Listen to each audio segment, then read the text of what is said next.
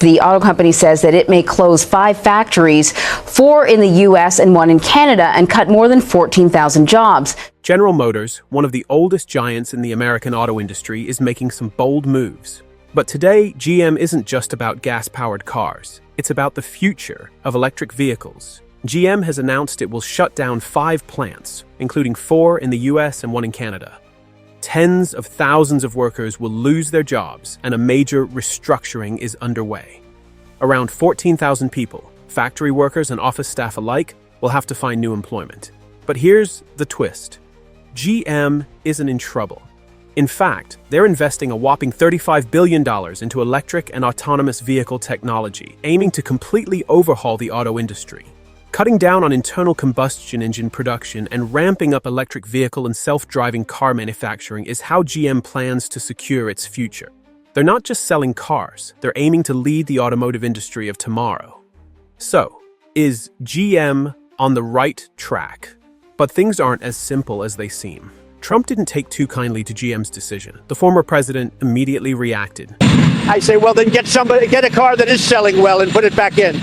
So I think you're going to see something else happen there, but I'm not happy about it. Their car is not selling well, so they'll put something else. I have no doubt that in a not-too-distant future, they'll put something else. They better put something else in. He announced a 25% tariff on imported cars and auto parts, specifically targeting products GM manufactures in Mexico and Canada. Trump also threatened to revoke the $7,500 federal subsidy for electric vehicles, accusing GM of taking government handouts while offshoring American jobs.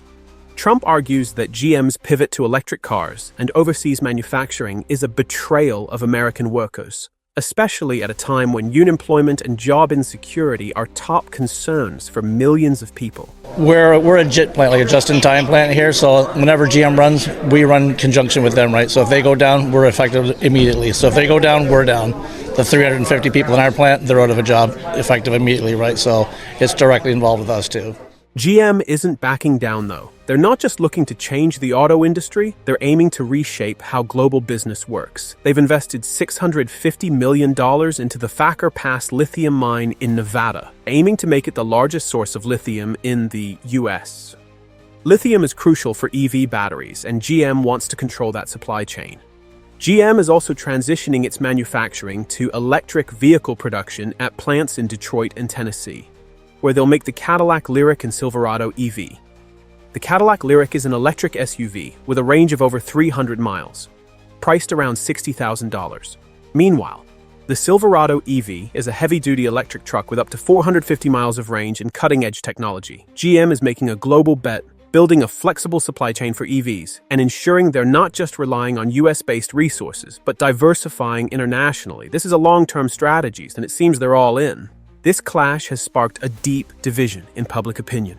In states like Michigan and Ohio, where GM has deep roots, unions and local residents have strongly criticized the company. They argue that GM is prioritizing profits over people, sacrificing American workers in favor of electric vehicle profits. It's a big company. They don't care. Unfortunately, they don't care. So, watching the news and stuff and hearing them say, how sad it is that GM don't care for their employees. It's true. On the other hand, Trump's tariff policies are being criticized for creating instability, forcing companies like GM to shift production overseas to protect themselves from risk. Some believe Trump's trade war tactics might be counterproductive, while others see them as an essential part of protecting American jobs. So who's really protecting American jobs here? GM's move to innovate and stay competitive globally? Or Trump's attempt to bring jobs back through tariffs?